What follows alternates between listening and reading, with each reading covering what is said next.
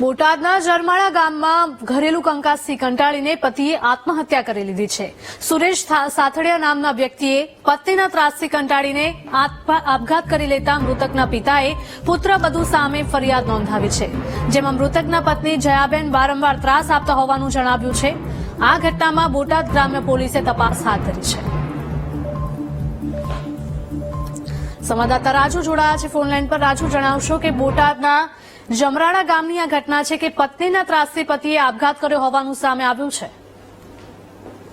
કરીએ તો બોટાદ જિલ્લાનું જમરાળા ગામ આવેલું છે ને આ જમરાળા ગામના જે યુવક સુરેશભાઈ સાખડિયા નામના યુવકે પોતાના પત્નીને વારંવાર ત્રાસના કારણે તેઓએ પોતાના જ ઘરે દોરી વડે ગળે પચો ખાય અને આત્મહત્યા કરી છે, આપઘાત કર્યો છે ને જે સમગ્ર મામલે આ મૃતકના જે પિતા છે તેઓએ ગઈકાલે રાતના જ તેમની પત્ની જે જયાબેન છે તેઓ વારંવાર તેના દીકરાને ત્રાસ આપતા હોય અને રિસામણે જતા હોય છે, જેના કારણે કંટાળી તેના દીકરાએ આપઘાત કર્યો હોવાની રૂરલ પોલીસ સ્ટેશનમાં તેઓએ ફરિયાદ દાખલ કરી છે ને હાલ પોલીસે આ મહિલા વિરુદ્ધ જયાબેન વિરુદ્ધ ફરિયાદ દાખલ કરી અને તપાસ હાથ ધરી છે।